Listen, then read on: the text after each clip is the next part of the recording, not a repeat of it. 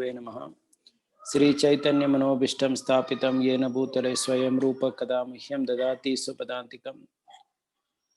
वन्देऽहं श्रीगुरु श्रीयुतापदकमलं श्रीगुरून् वैष्णवांश्च श्रीरूपं साग्रजातं सहगण रघुनाथान्वितं तं सजीवं साद्वैतं सावधूतं परिजनसहितं कृष्णचैतन्यदेवं श्रीराधा कृष्णपदान् सहगण ललिता श्रीविशाखान्वितांश्च।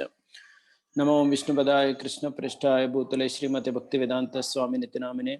नमस्ते सरस्वती देवे गौरवाणी प्रचारिणे निर्विशेष शून्यवादी पाश्चात्य देशतारिणे। वाञ्छाकल्पतरुभ्यश्च कृपा सिन्धुभ्येव च पतितानां पावनेभ्यो वैष्णवेभ्यो नमो नमः। जय श्री कृष्ण चैतन्य प्रभु नित्यानंद श्री अद्वैत गदाधर श्रीवासदि गौर भक्तवृंद। हरे कृष्णा कृष्णा कृष्णा हरे हरे, हरे Ram Ram Ram Hare Hare. Hare Krishna. So welcome all devotees to our bi-weekly class. So from today onwards we are going to discuss a series on Dhyana Yoga, Patanjali Yoga Sutras. There are several wonderful lessons to learn from that.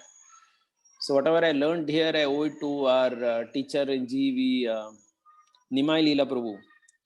So I had done a course with him for about 4 or 5 months. He taught us Patanjali Yoga Sutras in great depth in about 50-hour course with assignments, exams and all that. And so I don't plan to take it for 50 hours. So I thought that, so I'm mainly doing it for myself, because by doing this whole thing in a condensed way, I'm able to revise whatever I studied, contemplate and kind of fit everything. Because I always feel that speaking something is the easiest way to revise and make it pakka in your own system. Because when you have to speak something, then you have to really do the research and ensure that you have understood it.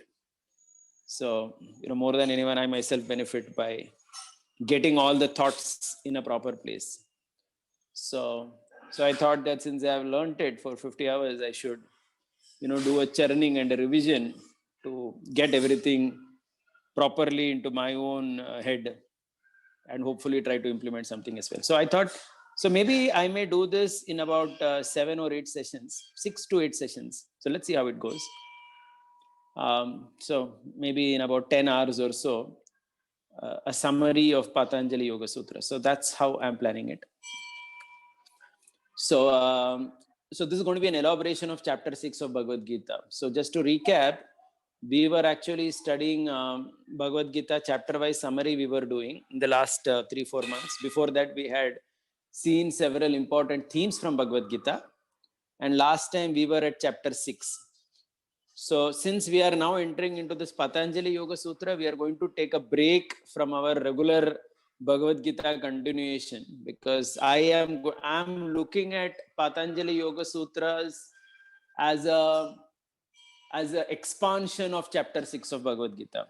Or in other words, I would say that Krishna has condensed everything that Patanjali says in one chapter. Okay, so we will look at this, we will look at a summary of Patanjali Yoga Sutras, and after that, in about 1 hour, we will connect what Patanjali said to Bhagavad Gita. Okay, so that connection also we will see later. And once we have done with that, then we will go ahead with 7th chapter, 8th chapter and so on. Our series will continue. Okay, so let's go ahead now. So so let me make the overview of today's discussion and start off. So the first, so there are just 4 points in our discussion agenda today.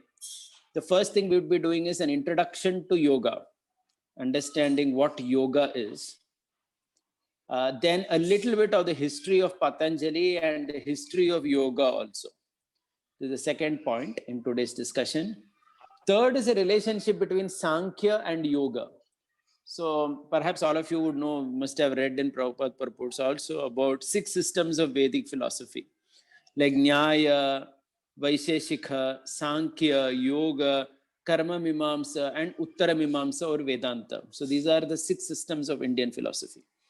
Correct. So there is a connection between all of them. So there is a connection between Sankhya and Yoga. We will be talking about that today.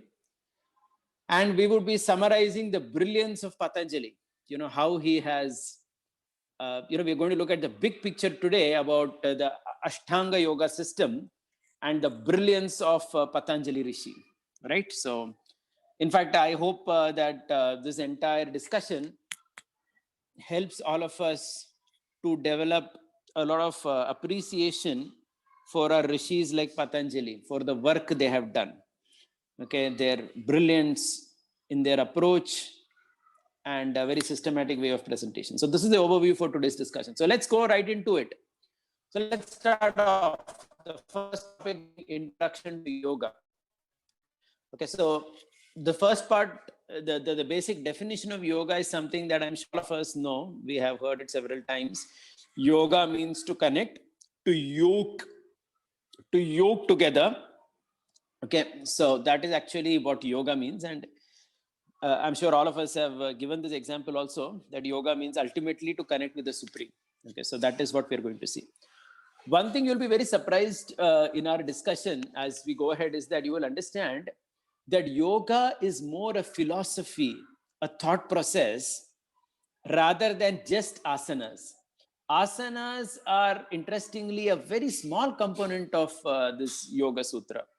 In fact, this entire Patanjali Muni has written about 196 sutras in his Yoga Sutra. So in that 196 sutra, asanas are described maximum in about 7 to 10 sutras, that's all. Right? But there is this whole philosophy of Yoga Tattva. And there's another very interesting thing in yoga, which we'll be discussing, is about mystic siddhis. There is a science behind mystic siddhis. I would always, whenever I used to hear mystic siddhi, we used to think of it to be something like a magic. But the science behind mystic siddhi is explained by Patanjali. Okay, so we may not be able to implement it because you have to come to a particular level to accomplish that, but at least you will understand that this makes solid sense. It's not some magic. Okay, so that is also another important thing that you will learn. So as I said, it's a thought process. So just like Google, Google is not just a search engine, right? For most common people, Google is just a search engine.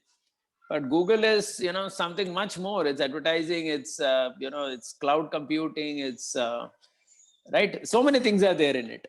So just like Google is not a search engine, just a search engine rather, yoga is not just asanas, but generally, commonly people understand that. Commonly, if you tell people that I'm doing yoga, a course on yoga, they understand to be asanas. So that is an important part. We will see the relevance of that.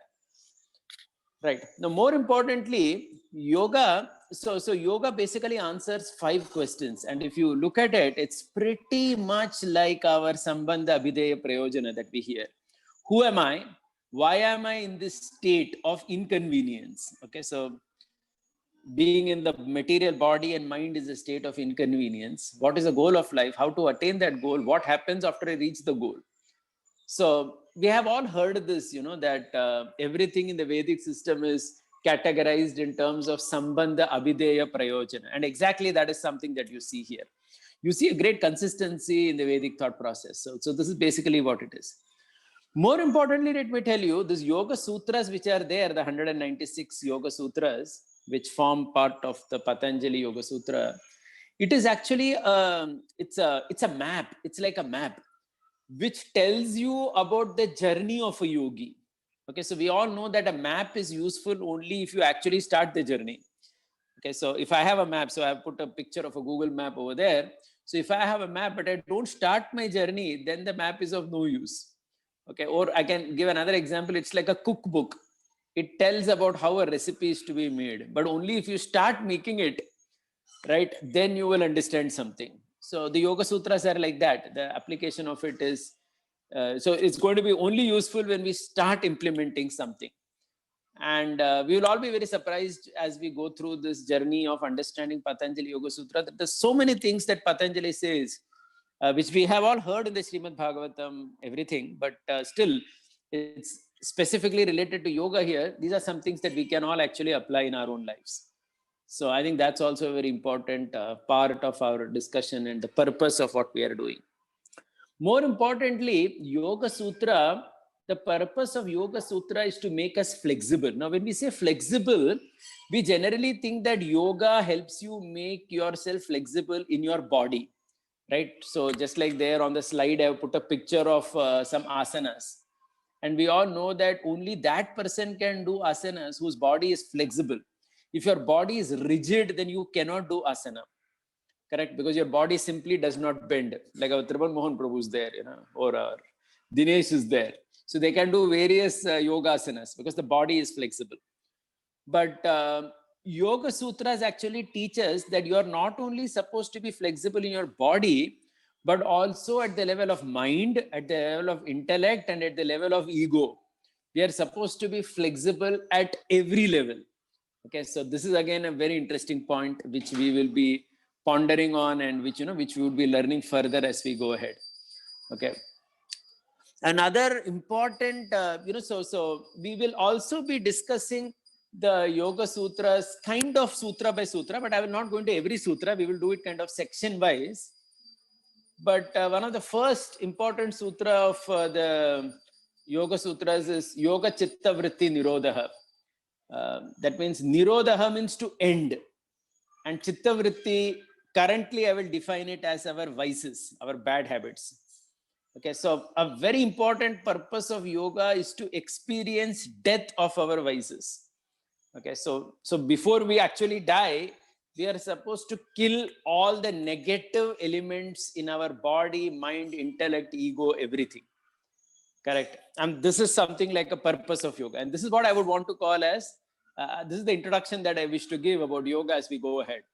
Okay, so as I said, the Patanjali Yoga Sutras are divided into 4 chapters. There is Samadhipad, Sadhanapad, Vibhutipad, and Kaivalyapad. So don't worry, I will bring up these topics next time. So each of these chapters contain approximately 50 sutras, and totally there are 196 sutras. So we will do section wise from these 196 sutras and try to learn the essence of each section. Okay, and we will also try to have a discussion as to what we could implement in our life and so on. So this is an introduction. So let's go ahead now. Now the next thing I would wish to speak is about the history of yoga and the history of Patanjali Muni himself, very briefly. So this is important because many times, especially Western scholars and these university guys, they have raised this question: is yoga Vedic? Correct? Because they feel that Vedic means something that is into a lot of ritualism. Like if you see Vedic processes, like a person doing Sandhya or a person doing Yajna, Puja, there are so many rituals done in any Vedic system. Correct? So there is a fire sacrifice, or there is a deity, you have to move the agarbatti or the ghee lamp, or something you have to keep doing. You offer something into the havan. So general Vedic Paddhati, people look at it as rituals. But if you see yoga, it's more a thought process. So there is very less ritualism in it in general. So many Western scholars and others have said that, no, this is actually not Vedic. This has come later. But actually it is not like that. So we wish to give some examples for it. First thing we want to say that the Mahabharata itself, in the Vyasa's Mahabharata, there are 900 plus references to Ashtanga Yoga. Okay, so I repeat again, in Mahabharata shlokas, there are 900 plus references to Ashtanga Yoga, which indicates that this Ashtanga Yoga itself is a very integral part of Vedic system. First proof. Second proof, you look at archaeology, on the left side, if you see the picture that I put, that's a photograph of that, of something that they found in Harappa, Mohenjo-daro, of a yogi sitting in a pose, lotus pose. Okay, so that's the second thing. And third thing, in Ved, the terms used in Patanjali Yoga Sutra are very similar to that used in Sankhya and in Upanishads, like Purusha, Prakriti, and so on. And the fourth thing is, just like in Bhagavatam, we speak about Brahman, Paramatma, Bhagavan. So just like the Upanishads talk a lot about Brahman, or the Bhagavatam talks about Bhagavan, Patanjali Yoga Sutra speaks about the Paramatma. Okay, so thus these are simple examples to say that it is very much a part of the Vedic system, and one shouldn't, one should put aside all these conceptions. So then let's come to the dissimilarity. What is not similar between yogic practice and general Vedic practices? So as we said earlier, ritualism is less. So there are not too many rituals that the yogic processes talk of. What is the reason for that? So the reason for that is, if you see the table below, so we all know the 4 Purusharthas: Dharma, Artha, Kama, and Moksha. correct? So I'm sure all of us know about it. Dharma, Artha, Kama, Moksha. So Dharma, so the Dharma Shastras, they speak about the Dharma aspect, that means the fulfillment of duty. This is spoken in the Dharma Shastras. Okay. Artha, as far as Artha means value, and value comes from purifications of your duty and your action. Okay, so when do you get value? When you purify your own duty and actions, then there is value that comes. So there are Karma Shastras that whose goal is Artha. Kama means desire. Okay, so now this desire is to be directed towards growth of wisdom. And one is supposed to actually align one's desires. So basically, desire is the nature of the soul, but the quality of the desire has to be elevated from something very incriminating to something liberating. Okay, so we need to elevate the quality of the desire. Hence, Jnana Shastras help manage our Kama. And finally, moksha. Moksha is basically emancipation, which you obtain by dhyana or bhakti shastras. And the way the general process is, there is ritualism or rituals, which are again a very important part of the Vedic system, but all these yagyas and pujas and all, they are present in Dharma Shastra and Karma Shastra. But Jnana Shastra and Dhyana Shastras, they focus on the growth of the inner self. And hence, by their own definition, ritualism is less in it. Like, for example, if you see Upanishadic stuff, it's more about the inner growth of the individual. Or if you see even Bhagavatam, or again, if you see this Patanjali Yoga Sutra, it is talking about the inner growth of the self. Hence, these particular scriptures emphasize less on rituals and more on that inner growth. Okay, so that's how the difference is. Right, so this is something about that. Now, moving ahead a little bit more, something about Patanjali himself. Now, so please let's all remember that whenever in our Vedic tradition, whenever we study something or whenever we try to learn some particular science, we always have to respect the originator of that. So just like we all know, before a Bhagavatam class we recite Narayanam Namaskritya Naram Cheva Narottamam Devim Saraswatim Vyasam Tato Jaya Mudire. So we will not simply read the Bhagavatam without respecting Vyasadeva. Similarly, we will not read anything about Yoga Sutra without offering a respect to Patanjali. So who is Patanjali? So as per our tradition, the mystical tradition, Patanjali is basically an incarnation of Anantashesha. So there is a story about it, about how Anantashesha once, when he was, he saw the dance of Lord Shiva, and he was very much impressed by that, and he wanted to teach about the strength of Vishnu to everybody in the world. So that is why he decided to come to this world and introduce this subject of yoga, because this is going to give you strength, bala. So he's called as Pata Anjali. Anjali means his mother, she was a yogini whose name was Gonika. So it is said that when she was doing Arghya is also called as Anjali in Sanskrit. When she was doing Anjali in a particular river, a snake fell into her hand in that river. So falling is called Pata. Hence, the child who was born in that particular fashion was Pata Anjali. Okay, so there is a mystical description about his appearance in this world. And this Patanjali Rishi, it is said, there are 3 books that are kind of ascribed to him. One thing is he wrote the Charaka Pratisamkrita. Charaka, as you know, this is, one branch of Ayurveda. So this is about swasthya, about health. And another thing Patanjali wrote is the Mahabhasya to Panini Ashtadhyayi. So those of us who have some background in Sanskrit language, is basically the grammar of Sanskrit language is described by the 4,000 verses of Patanjali. Panini. There are 4,000 aphorisms of Panini. And our Patanjali wrote a Mahabhasya or a commentary to that. And he also wrote the 196 Yoga Sutra. So 3 things he has written.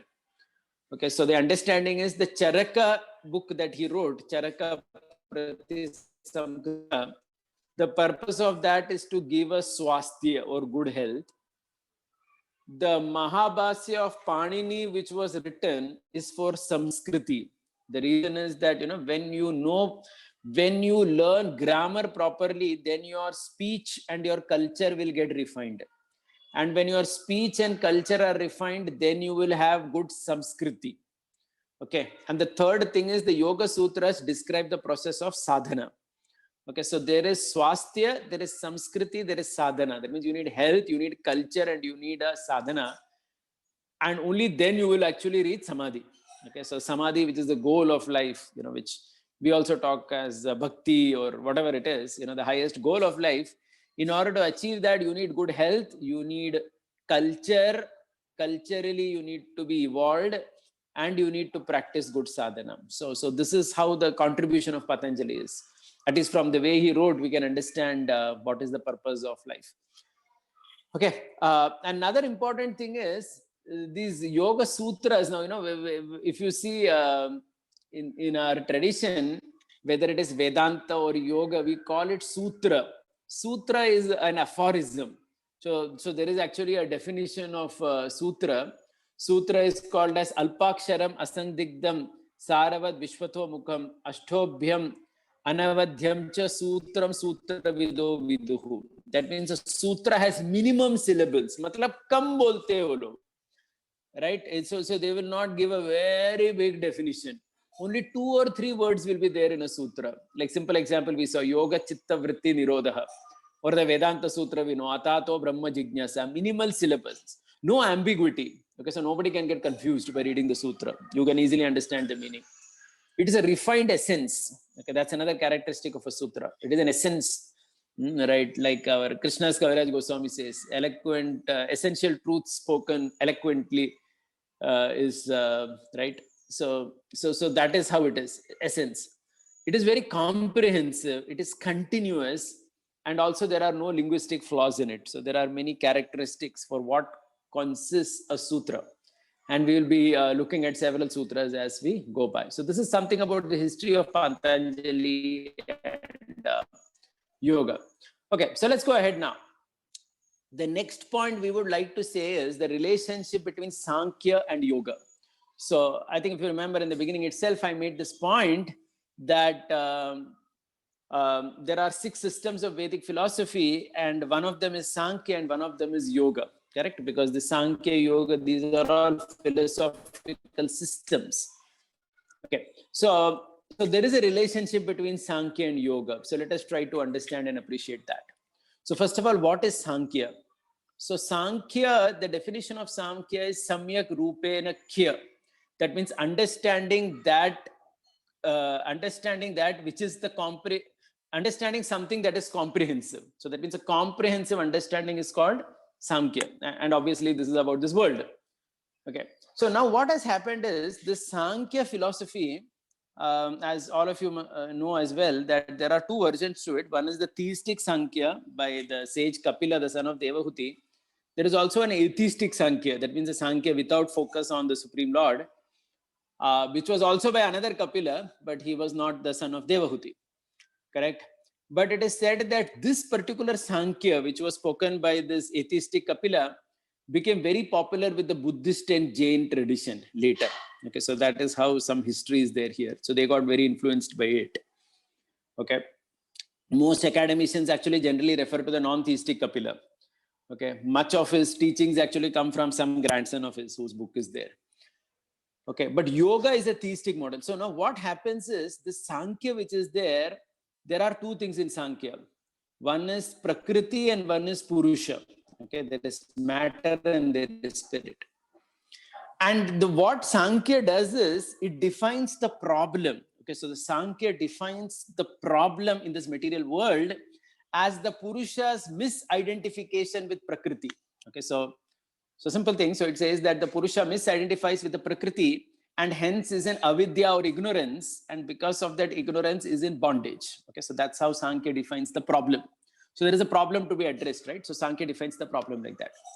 And the solution Sankhya says is by knowledge, that means by understanding. Okay, you are supposed to disconnect yourself with Prakriti. Okay, so you are the Purusha, like for example, you are the Atma, which is covered by Prakriti. You are misidentifying with the Prakriti, and hence you are in bondage. So understand the truth and just disconnect. Okay. So now this looks very good actually to hear, that we are supposed to disconnect. But Patanjali raises a very practical objection. He says that simply by understanding, everybody cannot disconnect, right? So just like on the right side, we have put a picture of a cigarette pack where it says smoking kills. And we know that everybody who buys a cigarette nowadays, this is compulsory. In fact, there is a message that says that smoking causes cancer, and many graphic pictures are put. So it is not that the person who is smoking, he does not. Can everyone please mute yourself? I think someone is not muted. Saragrai Prabhu, can you just ensure that everyone is muted? Okay. So, in a cigarette packet, it would be written smoking kills or smoking causes cancer. But then that knowledge is not enough to disengage, right? Simply by that knowledge, person cannot give up. So hence Patanjali's solution is that knowledge should lead to action. Okay, so there should be some action as a result of knowledge. That action should lead to some realization, Vigyan. That Vigyan should attract the higher mercy of God.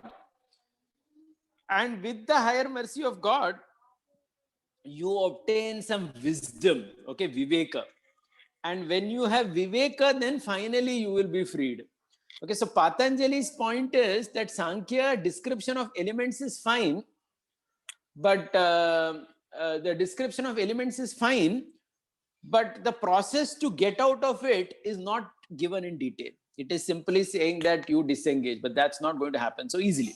So this is how Patanjali, brings his thing in, right? So let's try to see more about it. So the relationship between Sankhya and Yoga. Okay, so a little bit we will go into Sankhya, because then only we will understand how Patanjali brilliantly gives suggestion to solve this particular problem. So in Sankhya, as all of you know, there are 24 elements. So let's try to understand these 24 elements. So these are there in the Bhagavatam also, right? Please remember. Because please note, actually, if you see in the Bhagavatam also, in the first canto, one of the qualifications of the speaker of the Bhagavatam, it says, is that a person who has gone through all philosophical systems, okay, and who has learned everything. So so we should never think that just because I'm a student of Bhagavatam, I need not know the other things. No, it's not like that. So that is given actually. If you see in the second chapter of the first canto, it glorifies Sutta Goswami as one who has learned all the Vedas, all the philosophical systems, and so on. So it's considered actually important to really have an understanding of what different systems talk about. And perhaps many of these things that we talk here, you would find in the Bhagavatam also. So just like, for example, Sankhya. So Sankhya, if you see, there are these 24 elements. And how these 24 elements are there? So the first element is called as Pradhan. So this Pradhan, just to give a simple example, Pradhan can be considered like soil in the ground. So soil in the ground can be considered Pradhan. So please try to understand. This example is a very powerful example. So just like from soil, everything comes, right? From soil only, you will get rice, you will get dal, right? Your sambar, the vegetables that come, everything comes from it. So it is from the soil only, the rich soil, that you get all types of crops. And when you enjoy a chappan bhog, a 56 course meal, then all the items have come from the same soil. Okay, so similarly, Pradhan is like that soil from which all the other elements have come about. Okay, so this is a very simple and powerful example that will tell you what Pradhan is. So it's like, matter in its most basic form. And the first thing that comes out of Pradhan is called Ahankar. That's a subtle element, mind you. Ahankar is false ego. And Ahankar itself mixes with Rajoguna and becomes Buddhi or intelligence, mixes with Sattva Guna and becomes Manas or the mind, and Ahankar mixes with Tamo Guna and becomes the 4 sets of 5 items. Actually, I'm sorry, I've written here 5 sets of 4 items, but actually it is 4 sets of 5 items. What are the 4 sets of 5 items? Very simple. The Pancha Mahabhuta, that is earth, water, fire, and ether, our five jnanendriyas: eyes, nose, ears, tongue, and skin, the power of touch, right? The karmendriyas, the voice, hands, legs, anus, genitals, and the five tanmatras, that is the five objects of senses: sight, sound, right, and so on. So there are these five tanmatras, or right, the five objects of the senses. Okay, sound, touch, sight, taste, and smell. Yeah, so these five. So these 20 basically come out of ahankar from tamas. Now it's very interesting if you observe here, the mind is set to come out of ahankar of sattva. Okay, so this is why if you have gone through this Burijan Prabhu's Japa workshop book, he makes a very interesting point that the mind, though technically speaking is lesser than intelligence, it is coming from sattva guna, but the buddhi, because it is constantly discriminating, it has come from rajoguna. So that means the nature of the mind is actually to be sober and calm. And that is why we experience happiness, tranquility when we slow down the mind. Okay, so this is a very interesting point. Please think about it. That's why, in any meditational process, they try to help the candidate to slow down the person's mind and his thought process. Because when they do that, that itself makes a person close to the super soul. Because when the mind comes to sattva by slowing down, then it experiences great amount of relief. That's why, you will see even so many organizations where they may just make the person sit and close his eyes and stay calm in his mind for a long time. And in that also a person feels some comfort level, because that is how the mind is. It's coming from sattva guna, mixed ahankar in sattva guna. Okay. So please note, these are the 24 elements that the Sankhya speaks of. Okay, so please note the 24 elements. The four sets of five each: Pancha Mahabhuta, Jnanendriya, Karmendriya, Tanmatra, mind, buddhi, ahankar, and pradhan. Okay, so this is 24. So that's why these 24 elements, if you see, the Atma is not actually part of the 24 elements. Atma is the 25th element, and super soul is the 26th element, and so on. Okay, so that is why the Buddhists and the Jains and even non-theistic Kapila or Sankhya talks about Sankhya without touching the super soul, because they can just play around with these 24 elements. Now, something very interesting about these 24 elements, let's try to discuss that a little bit. Yeah, that's very important. And that is about the difference between physical reality and subjective reality. Please try to understand what we are saying. If you see carefully, there is something called subjective reality. Subjective reality means how we perceive things. Okay, so the Vedic system or Sankhya, it basically says that the world is such that the physical reality you can anyway never understand completely. Please try to pay attention to this. Physical reality, they say, anyway you cannot understand it completely. All you can understand is subjective reality. This is a very subtle but important point. Okay, it comes everywhere. Even in the Bhagavatam, if you see, when Shukadeva Goswami describes the universe to Parikshit, he doesn't say that my description of universe is the perfect description of universe. He says that I am describing to you the universe, my dear Parikshit, the way I have understood it. Because in this world of matter, everything is about subjective reality, how you perceive it. Because somebody else would have a higher sense of perception, or he would perceive it, something differently. So we are allowed to perceive according to our senses and everything, the instruments that we have given. Okay, so that is why the Vedas do not give too much importance to an absolute kind of perception, because they say that you are anyway not going to be able to perceive it like that. I hope you are able to understand the difference between physical reality and subjective reality. So modern science, for example, they try to go into a lot of physical reality. Correct. So in modern science, when they describe elements, they will describe the periodic table like oxygen, helium, iron, gold. They will distinguish between iron and gold, right? Because they are two different things. But from a subjective reality perspective, they are both metal. Okay, so if you hit your head with an iron rod or a golden rod, you're going to feel the same pain. So that's why Sankhya talks about it kind of slightly differently. Okay, so it doesn't go so much into the physical reality. stating that that is anyway not perfectly understandable. Okay, so that's a very interesting but important point.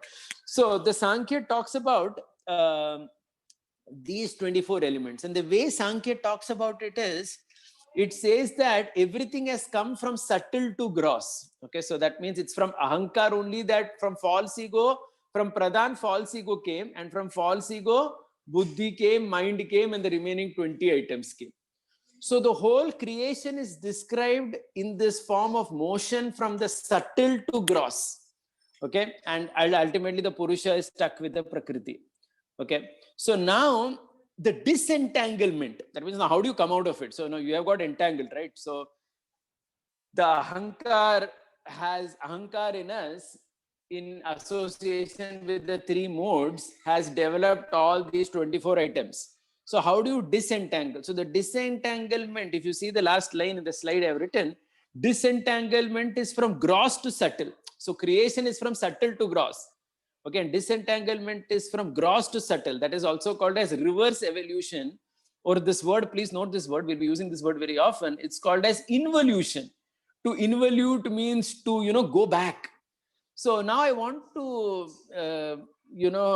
remind all of you that whenever you have read Bhagavatam, I'm sure you have come across these sections, especially, in the third canto or several places, where you will see that in the description, you will see that when somebody is going out, he will merge his earth element with the earth, water with the water, so on and on and on. The mind, his own mind with the global universal mind.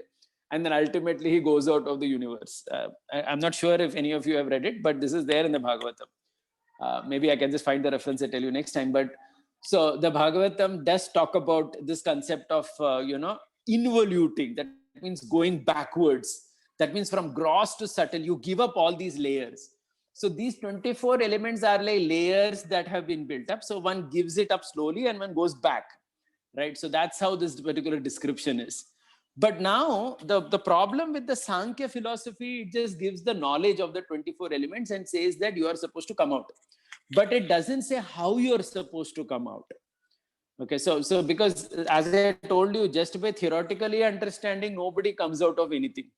Okay, so one needs a practice. One sees a methodology of coming out. Okay, so this is where our last topic for today comes, the brilliance of Patanjali.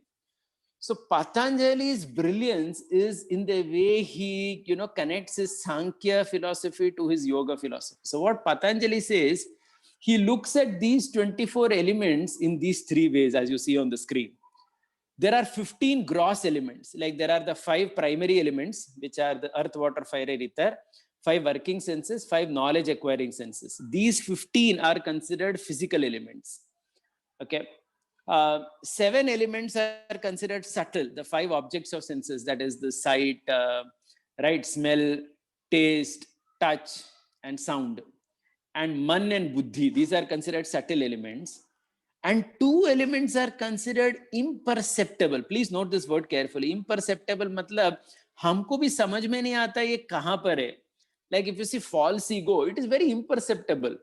Because you analyze with your intelligence, but still it's very difficult to perceive where is your false ego. Mind is more easier for us to perceive. Even intelligence, even though it is fine, you can perceive. But false ego is almost, you can't even capture it. I mean, before you knew anything, you have exhibited your false ego. Okay, so sometimes, a person may say that I am a very humble devotee, and just the way he says that he's a humble devotee itself, he has exhibited his false ego. So even before he has understood that the false ego has been a part of his statement or his comment, he has been captured by it. So false ego is imperceptible. It's extremely fine. And similarly, this pradhan, the soil that I said earlier in my example, is again very imperceptible. So Patanjali, what he says, these 24, he splits them as physical, subtle, and imperceptible, 15 plus 7 plus 2, right, which is 24. And then he says that the impurity caused by the physical element is material bondage. Okay, so for example, right, so physical element ke karan, so the physical elements or the working senses, basically the impurity is bondage. So simple, like there is pollution or anything. So there is a particular bondage as a result of that, like air pollution, water pollution, or the pollution of our working senses, the pollution of our knowledge acquiring senses leads to different types of bondage. The impurity as a result of the subtle elements is attachment to wrong value systems. Basically, we fall under illusion, right? So you get attached to wrong value systems. And the impurity caused by these imperceptible elements is a false identity. It's very fine. Now, what is the solution to these three? So Patanjali, please note, Patanjali's one of the chapters is also called as Kriya Yoga.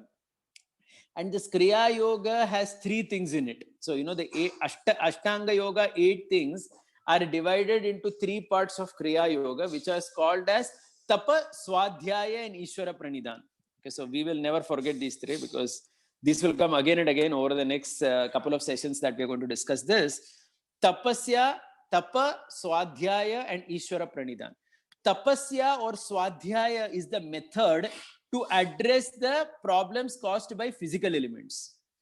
Okay, so please try to understand. Among the 24 elements of Sankhya, jo 15 elements hai which are gross, the problems caused by them are addressed by tapasya. Very simple example. You know, why do our scriptures talk about fasting? So fasting is a tapasya which is actually meant to purify our own gross body. Okay, because we are eating constantly, so many things. So when we do some fasting, that becomes a tapasya. Okay, so fasting, simple example of tapasya, fasting, right? And that is why actually the scriptures talk about fasting on Ekadashi, right? So Ekadashi, the more we fast on Ekadashi, it is said to be, if we can actually do a nirjal fasting, you know, not eat anything at all, it may be slightly difficult. But maybe initially, at least if someone can try fasting till sunset on Ekadashi, that means don't eat anything whole day during Ekadashi and just at night, maybe drink some milk or something and go to sleep. You know, which is actually easy, which is very easy, which is not at all difficult. I mean, this is something that perhaps, you know, most common people can do. You know, but even that fasting, if you see, it actually helps impurities in the body. I mean, I had a personal experience in this because, you know, I know since the last 1 year or so, I have been trying this. And I noticed that if I had a pain in any part of my body, on Ekadashi, if I would fast, somehow that pain would go away. At least for the next 3-4 days, that pain would actually go away. I mean, I may get pain due to acidity, you know, that was a different thing, but pain in various joints, this, that. So that means pollution in our physical elements actually get purified by some tapasya, and that is why fasting is there. And I think that it is at least for those of us who can, we should try it. I mean, instead of you know, eating so much of sabudana and varai and all that, we can try that. And if we can, that may be a little bit struggle, but if you can avoid eating even in the night of Ekadashi and just break it directly on Dwadashi morning, that's considered even better. So that tapasya, if you do, so that's one example of tapasya, but there are several things in tapasya. I mean, getting up early in the morning generally, you know, all that is also tapasya only. Not sleeping in the daytime, all that is tapasya. There are so many things actually that come under tapasya. We will discuss this later, don't worry. But tapasya is Patanjali's solution for impurity caused by 15 gross elements. And it's a very, and this is correct at every level. मतलब अगर आपको global pollution बंद करना है तो भी तपस्या ही है. Right. So basically now why pollution has increased so much, whether water pollution, air pollution, it is because everybody has become more enjoyer. Correct. I mean, everybody is enjoying so much. Everybody has become a bhogi. But when you do tapasya, then automatically there is purification. I mean, just to give you a simple example, you know, when this lockdown happened, I remember when this lockdown happened, at least first 2 months, we all know there was a strict lockdown. And it is said that in many places in North India, for 200 kilometers from the Himalaya, they could see Himalaya. Can you imagine? 200. I mean, there are places in North India from where they never saw Himalaya in their life. But when the lockdown was followed, even for 1 month, Himalaya could be seen from a distance of 200 kilometers. Similarly, in Mumbai, I remember our Chaupati Brahmacharis were saying that peacocks and different birds were actually dancing in the open in Mumbai, okay, of all the places. So why did it happen? Because of tapasya. I mean, it was forced tapasya for 2 months, April and May, due to lockdown. I think now all the peacocks may have ran away by now from Mumbai. The locals have also started. But the point is, when you do tapasya, there is purification in the physical element. It's a very, very practical concept. So if you want to purify physical elements, do tapasya. Okay, that is Patanjali's solution. If you want to avoid the problems of the subtle elements, do swadhyaya. Now, what is this word swadhyaya? So swadhyaya is literally defined in English as analytical, investigative thinking. But swadhyaya actually in Sanskrit covers a lot of stuff. Swadhyaya also includes our basic sadhana. Okay, so swadhyaya, that is also considered swadhyaya only. So swadhyaya is not only your chanting, it is considered your reading, your discussion of Srimad Bhagavatam, your discussion of philosophy. So anything that you're doing which will ultimately have this effect on these subtle elements. See, because please try to remember that 5 tanmatras are put under subtle elements, because the 5 tanmatras sound, the pollution caused due to sound, due to sight, due to taste, these are all subtle, they are not gross. Correct? These the 5 tanmatras which are there, sound, smell, touch, taste, and sight. So these are subtle, and along with them the mind and intelligence. Inko purify kaise karna hai? Because they get attached wrong value systems. Okay, wrong value systems. Sorry. So the way you purify them is by swadhyaya. And as far as the imperceptible elements, I mean, dekho na upar 15 plus 7 plus 2, the 2 which are imperceptible, this false ego and pradhan, they can be purified only by connection to the Supreme. Because if you really want to, that's why they always say that if you want to be humble, you need the grace of God. Without the grace of God, one cannot be humble. Okay, by your own power, you can do fasting, that you can purify your gross body. By your swadhyaya, you can purify your subtle body, and you can purify your thought processes, value systems. But if you genuinely want humility in life, that is considered a grace of God only. Matlab Bhagavan ka daya chahiye uske liye. That is why there is Ishvara Pranidhana. Okay, so there is tapasya, swadhyaya, Ishvara Pranidhana. And this is the solution of Patanjali to address the problems caused by the 24 elements of Sankhya. Okay, and today our final slide for today, Patanjali's brilliance. So Patanjali's brilliance, if you see here carefully, it's summarized way. So these 8 things that we know in Ashtanga Yoga: Yama, Niyama, Asana, Pranayama, Pratyahara, Dharana, Dhyana, Samadhi. We all know this. These are the 8 parts of 8 anga of Ashtanga Yoga system. So Ashta Anga means there are 8 angas of Ashtanga Yoga system, correct? So how do they map? So we are going to look at all of them in great detail in our later classes. But tapasya addresses basically tamoguna and rajoguna. So look at the table there on the slide. Tapasya addresses the problem of tamoguna, rajoguna. Tamoguna is addressed by tapasya by Yama Niyama. That means if you follow Yama Niyama, you address the tamasic aspects of tapasya. Tapasya addresses rajasic problems by asana and pranayama. Okay. Swadhyaya addresses the rajasic aspects by pratyahara, sattvic aspects by dharana, and Ishvara Pranidhana is going to talk about the sattvic aspects in terms of dhyana and take you to Shuddha Sattva by Samadhi. So this is actually the mapping. So this is the connection between what we did earlier, right? So earlier we saw Tapas, Swadhyaya and Ishvara Pranidhana. So this is how it will map to this 8 system. So it's a very smooth spectrum if you see. That's why if you see Rajoguna is there in Tapasya also, and it is there in Swadhyaya also.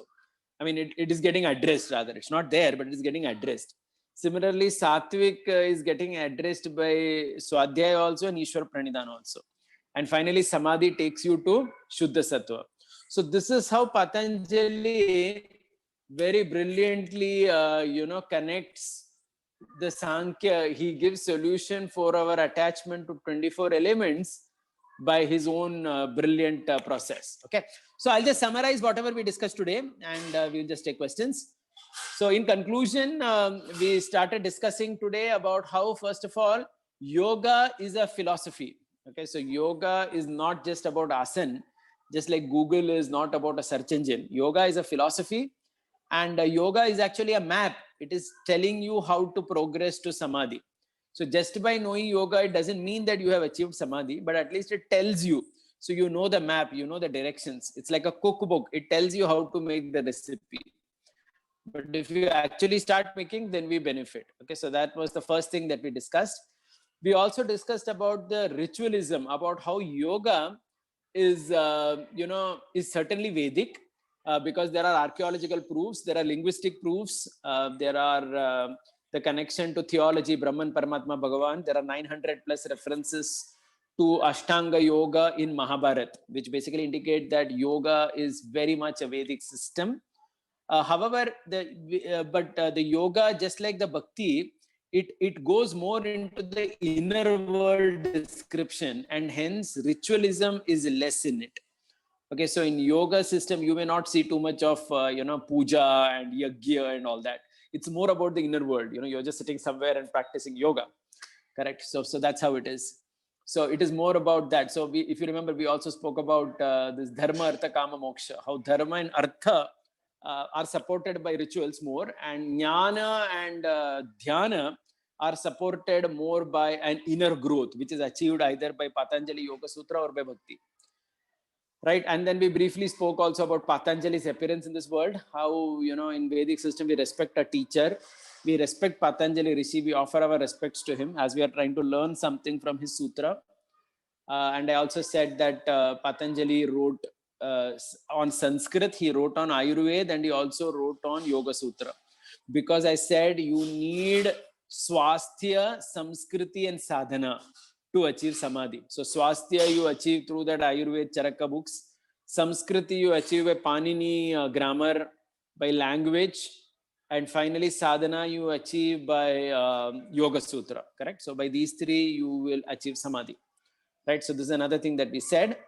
And then we saw about the 24 elements of Sankhya. We said that Sankhya talks about 24 elements, the 4 sets of 5, that is the Pancha Mahabhuta, the Karmendriya, Jnanendriya, Tanmatra, and then the mind, intelligence, false ego, and Pradhan. But the Sankhya doesn't exactly tell you how to be free from it. But Patanjali's brilliant approach of involution helps a person to come out. So Patanjali's brilliant approach is about this tapas, swadhyaya, and Ishvara pranidhana. Tapasya addressing all the physical problems, swadhyaya addressing the mental contaminations, and finally Ishvara pranidhana helping us to become humble and conquer our false ego.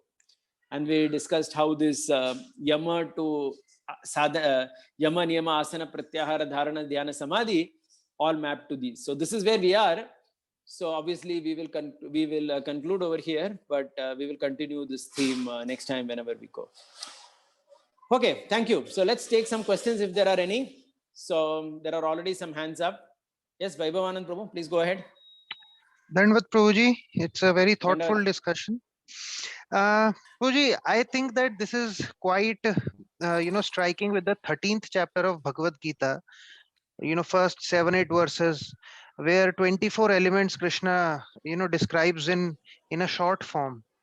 And if we see, if we make a correlation with those 24 elements described in the 13th chapter and with these Patanjali's distinction of 24 elements, there are few things which I cannot match. For example, this pradhana, that is not there.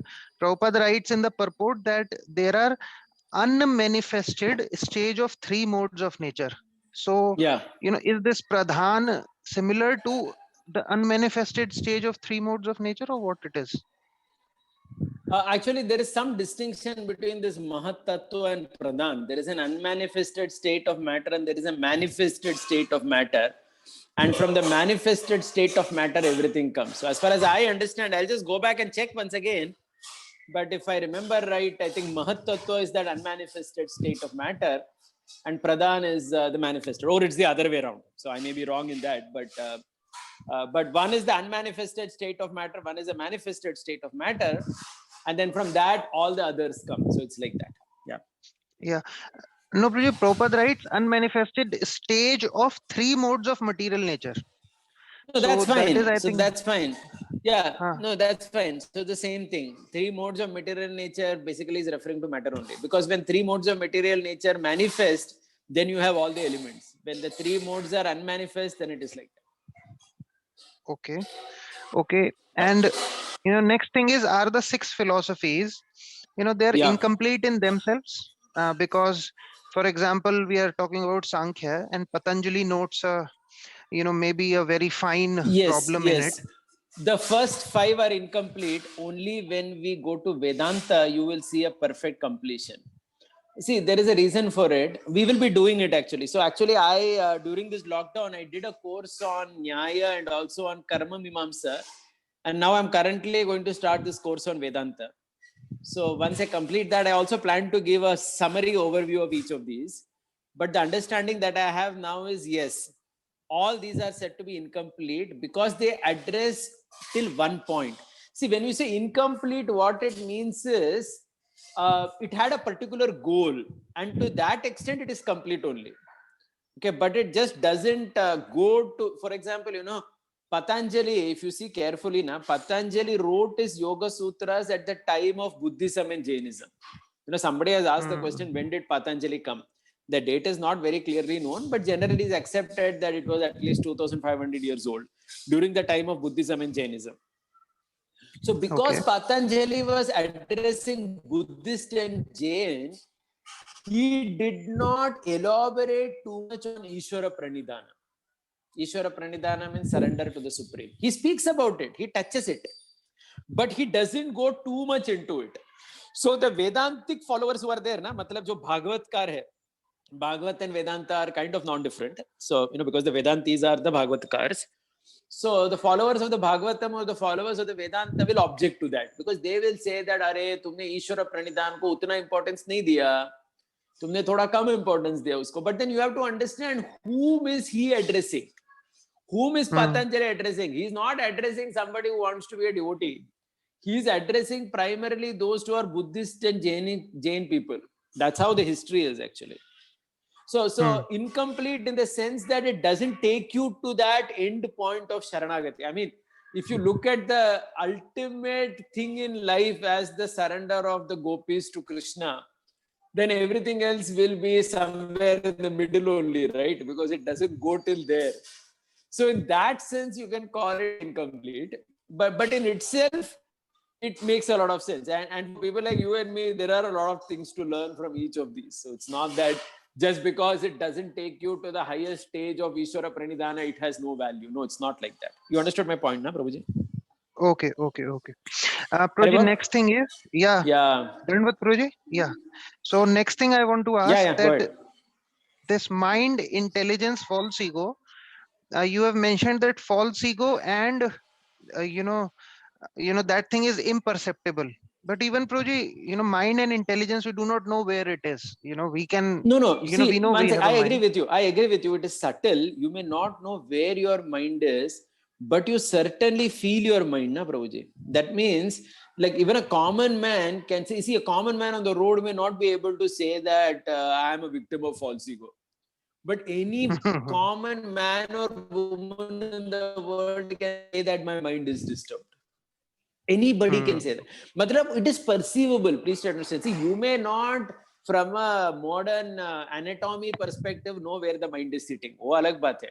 But you feel the mind more, na? Because mind is very, matlab, वो next layer है ना आपके, matlab, are you understanding what I'm saying? After the five basic elements is the mind.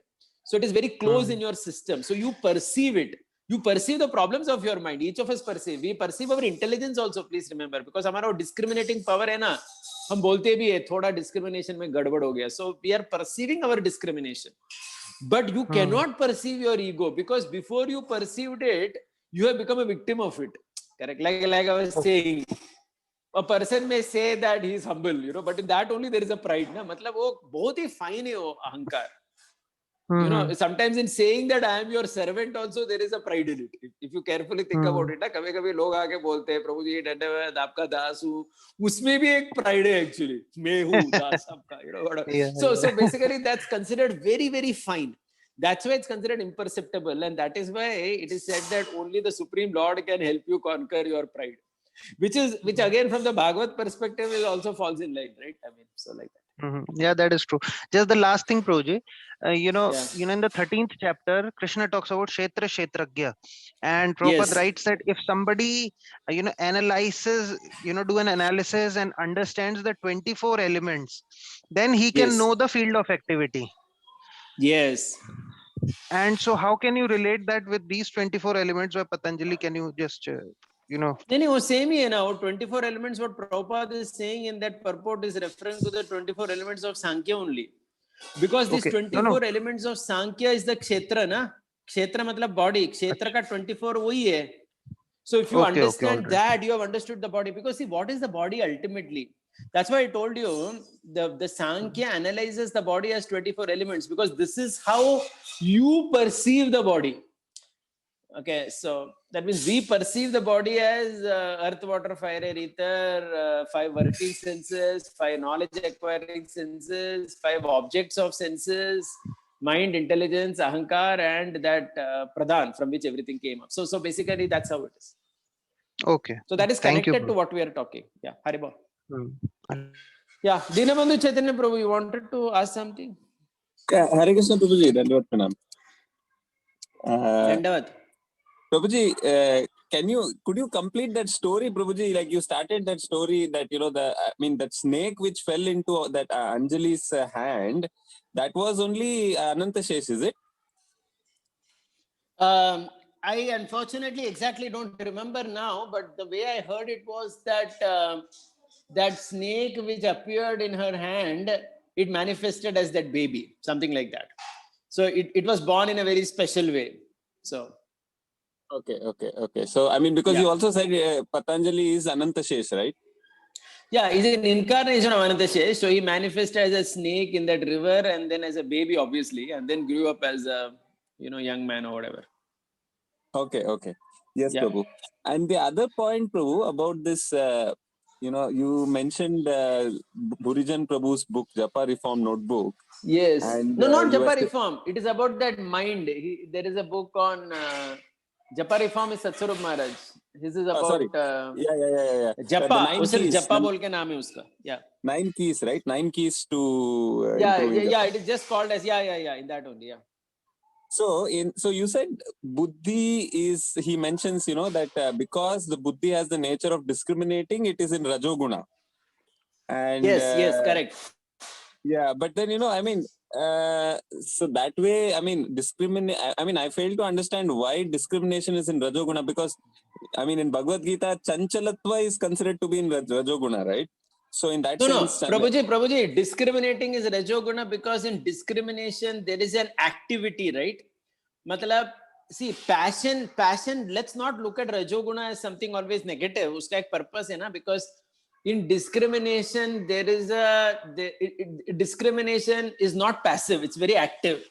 You have to actually understand, is this correct? Is this not correct? So that is how discrimination in general works. Hence, that buddhi, which is doing that function, is considered a product of Rajoguna, because you cannot discriminate without doing that analysis, and that comes in the mode of passion. Uska matlab wo passion mein aata hai. But mind, on the other hand, can be very sober, can be calmed. The mind need not. No, mind is chanchala, but the mind's original nature is not to be like that. The mind's original nature is to be very calm and composed, because it is coming from Sattva Guna mixed with Ahankar. That's how Burijan Prabhu writes, and that makes a lot of sense. That is how the Bhagavatam describes, that is how Patanjali Yoga Sutras describe. So har jagah wohi description hai. Okay, so but by and large, in the conditioned state, it's exactly the opposite. I think the intelligence tends to be influenced by the mode of goodness and the mind by the mode of passion. Is it like that? No. In conditioned stage only we are talking. In the conditioned stage, no, 1 second. In the conditioned stage, so Prabhuji, the mind is affected by Tamoguna also. वो अलग बात है. Yeah. But the mind is originally coming from Sattva Guna. So if you want to take it where it was, then you will have to bring it to Sattva Guna. आप समझ गए ना? Okay. But Rajoguna, but intelligence will always have to keep discriminating. So it will always be in that place only. Intelligence cannot stop that function of discriminating. तो activity से बाहर नहीं जा सकता. इसीलिए वो passion में ही उसका source है. conditioned mind can be in tamoguna also. That's a different point. Yeah. We are talking about the origin of something. Okay. Okay. Yes, Prabhu. And Thank you. Prabhu, one Yeah. last thing. So this point about this tapasya, swadhyaya, and Ishvara pranidhana. So Yeah. in that, like, of course, you talked about Ekadashi, and then you mentioned how it's nice. I mean, it's ideal that we should be fasting. Yeah. So I mean, like, my point is, like, nowadays we hear a lot of this. This. I mean, like, even for example, this Sadhguru talks a lot about tapasya, and he says that you should sleep only 3 hours, and you should just like how I do. You should eat very less. You should sleep very less, and you'll see it's very easy. But I mean, from our experience, like, we have seen what, like, happens, right? I mean, like, especially in ISKCON, we have already. I mean, we have so many of our devotees running into health issues. Yeah, When I they try. agree. No, 1 second. See, that is why now you have to understand. See, you can't take anything to an extreme. So Krishna already in the 6th chapter of Bhagavad Gita has said that everything has to be in moderation, right? You have to eat, sleep, everything in moderation. So sleeping 3 hours and all, actually nobody says. I don't know. I mean, I don't know whether he's the right authority for us to believe that point, whomever you quoted. So I wouldn't go by that 3 hours and all that. So that nobody has said. But this fasting on Ekadashi, na Prabhuji, in general, everyone has spoken about it. All sampradayas, everyone in India has spoken about it, whether it is an impersonalist, whether Vishishta, Dvaiti, or whatever, so whatever your background may be, but fasting for Ekadashi is considered by and large common thing. Of course, if somebody cannot, then that's a different thing. I mean, somebody's body or whatever. But I felt that perhaps many people actually can, and I personally felt that it is quite helpful. In at least you can perceive some kind of at least bodily purification by that fasting. Because we are constantly pushing in things. Yeah. So fasting for Ekadashi is a very, very traditional idea. It's not come from anywhere. I mean, what I'm saying is it is traditionally existing in our scriptures. And in Right. fact, it is especially said that all men generally must fast. For a woman, it has not been that strict, because the reason is a woman, especially a married woman, she has many things to do. She has children to take care. She has to cook. So that's why woman के लिए उतना fasting बताया नहीं actually, honestly.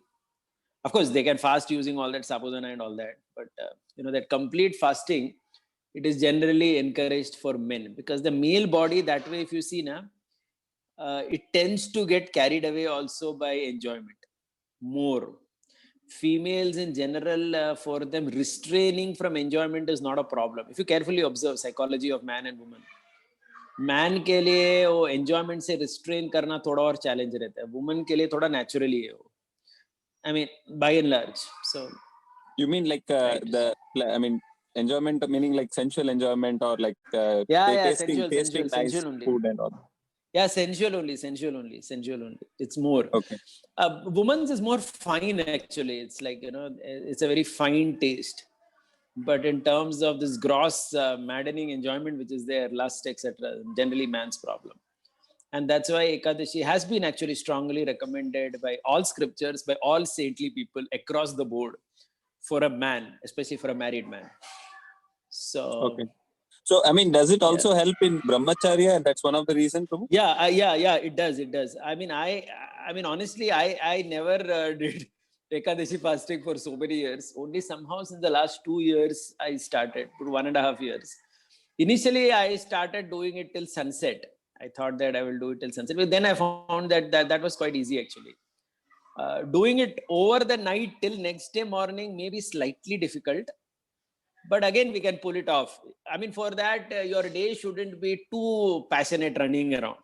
फिर थोड़ा मुश्किल होता है honestly, but till sunset तो easily follow हो सकता है. मतलब उसमें तो मतलब सनसेट तो हम लोग करते हैं ना, ऐसा गौर पूर्णिमा आता है, नरसिंह चतुर्दशी आती है, so we do that, right?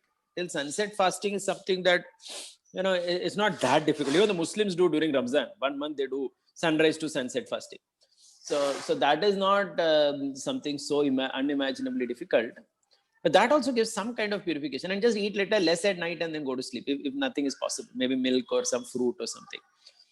But especially during this lockdown, I think there was an advantage that we didn't have to go physically to office. So sitting at home only and working. So that's why there was not too much travel. So at least I found it easy to try a full fasting as well. And I personally, after doing something for some time, I felt that there is some amount of physical purification.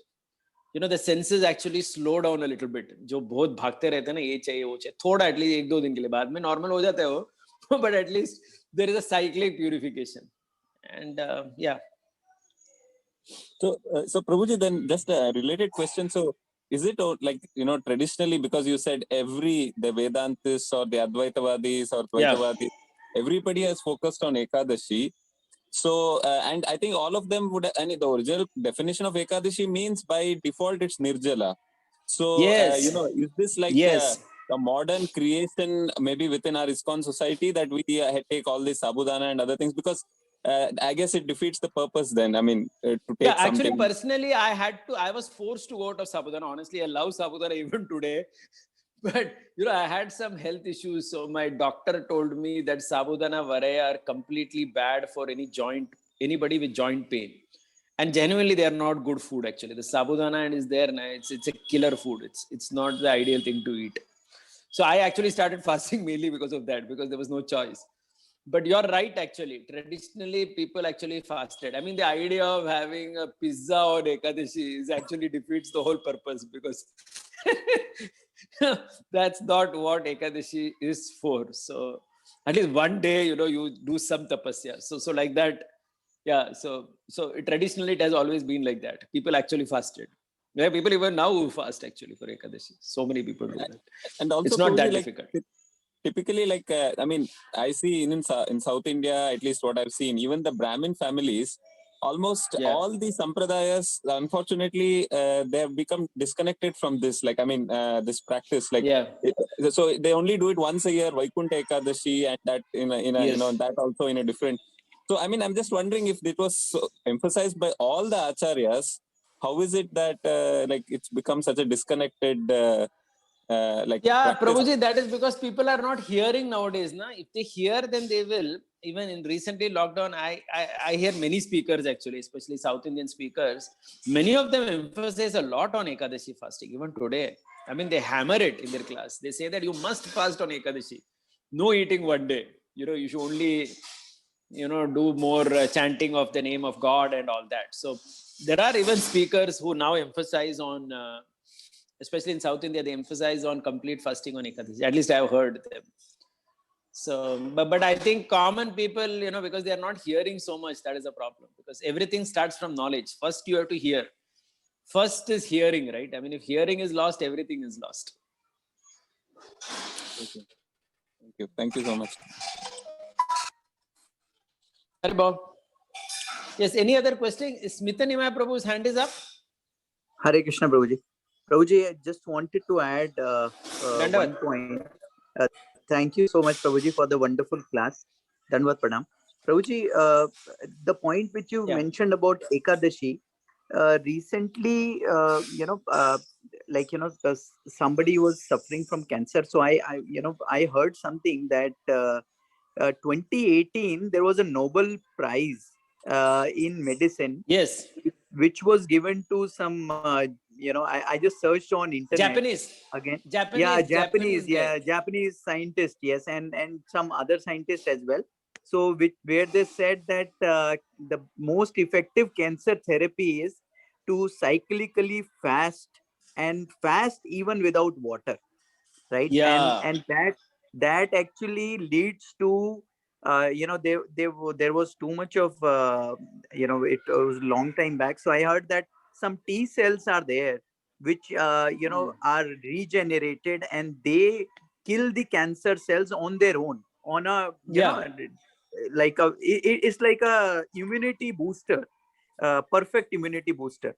So I think this with this finding coming out, I think this concept of fasting is kind of becoming global as well since that time. And I'm afraid that we will be the only guys to keep eating sabudana vada on Ekadashi.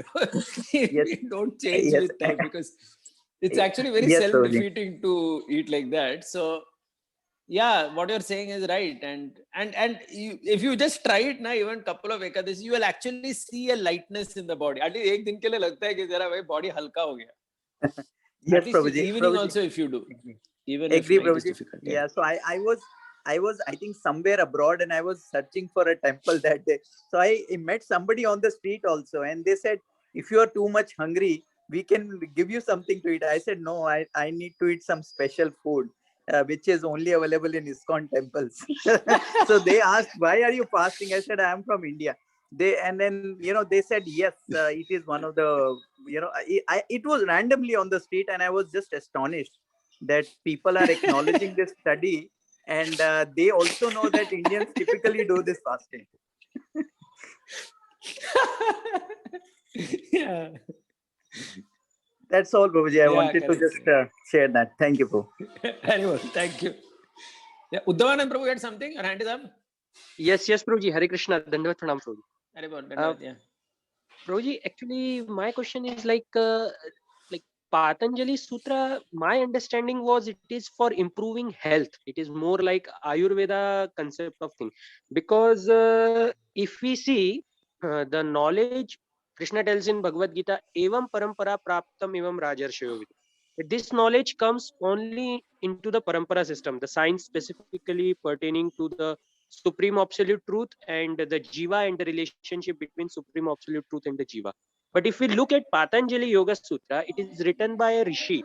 It's more like what Yajnavalkya also wrote. It's more like Sushrut Samhita or Charak Samhita. That's what my understanding is. Because it doesn't have an ultimate goal of attaining the supreme absolute truth. It is more or less of speculation. That's what my understanding is. So is it a correct understanding or? No, it is not. It's not. Unfortunately, it is not. See, there are 2-3 things in what you're saying which are problematic. See, first thing is, parampara is there everywhere. So just like there is parampara of Bhagavatam, there is parampara of Yoga Sutras also. In fact, when I learned this Patanjali Yoga Sutra under our, what is his name, Nimai Lila Prabhu, he was referring to many commentaries of many acharyas. Acharyas means acharyas of Yoga Sutras. उनमें भी परंपरा है. परंपरा concept हर एक चीज में रहता है. It is not that there is parampara only of Bhagavad. It is not that there are only 4 paramparas, what we understand. That is Vaishnava parampara. But there are parampara. In fact, he was extensively quoting from this BKS Iyengar. Generally, we think Patanjali is about health and all that. But in the approximately 200 sutras, less than 10 sutras are about asana. Asanas are actually written in some other books, not in Patanjali Yoga Sutras. Patanjali Yoga Sutra is about a philosophy of life, how you think, how you look at matter. And there are many sages and saints and teachers who have been learning this in their own systems of parampara since a long time. And they have written many books, commentaries. Each of these Patanjali verses, ऐसे अपना भागवत का verse है ना, उस पे there are 12 commentaries, Sanatan Goswami commentary, Vishwanath Chakravarti Thakur commentary. Like that, on these sutras also there are yogis who have given commentary on that. Very famous yogis have given commentary. Some of them may be impersonalist, but commentary is there. And there are some valuable lessons from that also to learn, and that's what we are trying to do. Because see, Krishna talks about it in the 6th chapter of Bhagavad Gita. Na? If Ashtanga Yoga was completely useless, why Krishna is speaking about it? Because it is one of the processes. Of course, Krishna has given only 1 chapter and 18 chapters to it. But it is a bona fide process. It is not any speculation or anything. Speculation means what? See, actually, this word speculation, we will do Nyaya Shastra sometime. You will understand what is speculation. Darwin theory is speculation. But in Vedic system, nothing is speculation. Because in Vedic system, that Anuman which is there, जो Anuman Praman है ना, हम लोग बोलते हैं ना प्रत्यक्ष अनुमान शब्द. Anuman is not speculation. Anuman is not equal to speculation. हम उसको generalize करते हैं. Anuman is a very powerful tool to understand things about the world. Anuman has some limitation. Anuman is not speculation. Speculation is like Darwin's theory. उसको complete madness है. Speculation मतलब कुछ भी बोलता है आदमी. उसका basis नहीं. अनुमान में basis रहता है हर एक चीज के लिए. Right. So later I will do a small overview of Nyaya. We will try to do all of them actually. Vedanta also we will do later. So you will see that, none of the Vedic sciences or philosophical systems are speculations or crazy stuff. No, nothing is. It may be incomplete. It may be incomplete because it may not take you to Krishna of Vrindavan. From that sense, I agree. That I already told you. Okay, and we are also not reading Patanjali Yoga Sutra trying to understand how to achieve Krishna in Vrindavan. No, that उसके लिए बृहद भागवतामृत है ना, वो पढ़ो ना उसके लिए. यहाँ क्यों पढ़ने? ये this is the main purpose of Patanjali Yoga Sutra is to understand how the mind works. In fact, there are some sutras in it. जो mind का explanation, mind और आत्मा का explanation terrific है. ऐसा explanation आपको कहीं नहीं मिलेगा. मतलब इतना जो analysis है ना पतंजलि का, वो terrific है. So it is not speculation. It is not about health. They have their own paramparas also. Those paramparas may not be quote unquote devotee parampara. It is yogi parampara. But parampara is there like that. Is that okay? Okay. Yes, Prabhuji. Thank you very much. Prabhuji, one more point I have, because you mentioned about Sankhya Yoga also. So basically, one devotee was asking me what exactly is the difference between Sankhya Yoga and Bhakti Yoga. So I told him that Bhakti Yoga basically means the 9 processes of devotional service, and Sankhya Yoga means the comprehensive study of the soul and the super soul. Yeah. So I told him that because this is written in Prabhupada's book also, Teachings of Lord Kapila. So what I didn't understood is if we look into the 9 processes of devotional service, a kind of purification of heart is possible through that. But in Sankhya Yoga, how that purification could have happened? Yeah, so there is a Sankhya na is lesser than yoga. Sankhya ko actually yoga nahi bolte hum. We just call it system of Sankhya. Sankhya is only analyzing the material elements. And analysis of material elements has some purpose. The purpose there is to see, because it is to give you knowledge. So Sankhya also Krishna covers in Bhagavad Gita. Second chapter, और जो soul के बारे में description है ना, that is all called Sankhya only. Sankhya section of Bhagavad Gita.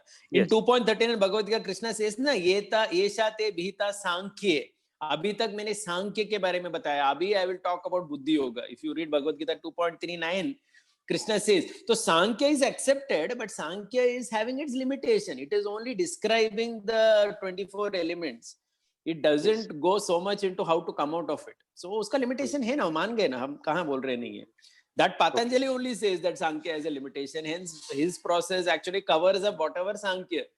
But then he doesn't take you completely to surrender to Supreme. So Bhagavatam is there to do that. See, that is why when you understand all the Vedic philosophical systems, you understand there is a continuity in it. So let us not think that if Sankhya mein, to Sankhya useless hai, Yoga useless hai. No, nothing is useless. They all fit in that big jigsaw puzzle, correct? Like that. Okay. And one final question, Prabhuji. So regarding this Patanjali, is there any Vedic reference, like, this person's system which he has written is bona fide or not? I'm just asking because I'm ignorant. Yeah, understood. Prabhuji, Patanjali na, he's a rishi in recent times. मतलब कलयुग में आया हो, 2,500-3,000 साल पहले. But please try to understand the yoga process, the Ashtanga yoga process is eternal.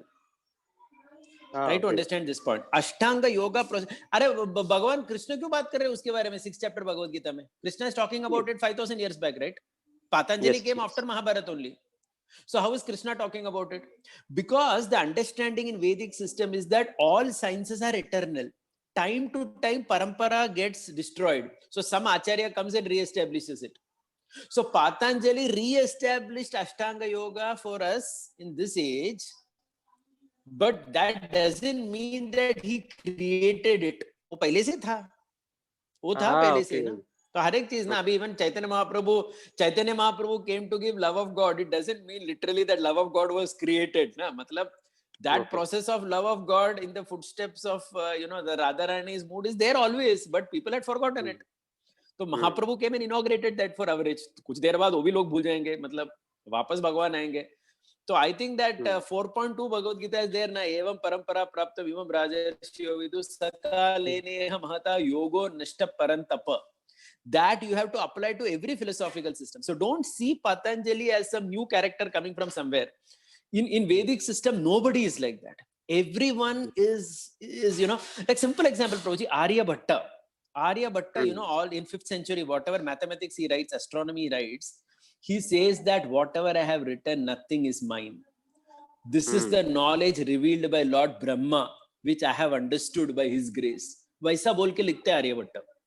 Are you understanding? So Aryabhatta doesn't claim in the 5th century India that he invented astronomy or no, nothing, because Indian system में कोई ऐसा है ही नहीं. Everything is revealed. सब कुछ है, मतलब time to time लोग भूल जाते हैं तो दूसरा आता है और उसको re-establish करते हैं. So that's how it is. Yeah. Okay, Prabhuji. Thank you very much, Prabhuji. Hare Krishna. Yeah, thank you. We'll end. Hare Bol. Prabhuji, one question. Acha, you have a question? Okay, go ahead. Last one. Prabhuji, I'm like these 6 systems of knowledge. I mean, like, is there like understanding the same absolute truth in a different way, or they are like the ladder? I mean, like one after another, you ultimately reach to the ultimate. Yeah, it is like that. It is like ladder only actually. मतलब उसमें एक order है. First, we are actually supposed to study Nyaya Shastra. Okay. I actually see, because what happened, I was going to do Nyaya here because I had done that course. But क्या हो गया, भगवद गीता हम लोग ने शुरू किया ना, that's why I did yoga first. But Nyaya, then Vaisheshika, then Sankhya, then Yoga, then Karma Mimamsa, then Vedanta, Uttara Mimamsa. ये order है उसमें. When you study in that order, you go step by step higher. And then in Vedanta, you reach the crescendo. And if you read the Bhagavatam, that's a commentary on Vedanta. That's how we say now. Yes, Prabhuji. Thank you, Prabhuji. Yeah. Hare Bol. Hare Krishna. Thank you, everyone. Srila Prabhupada ki jai. We'll continue this discussion next week. Hare Bol.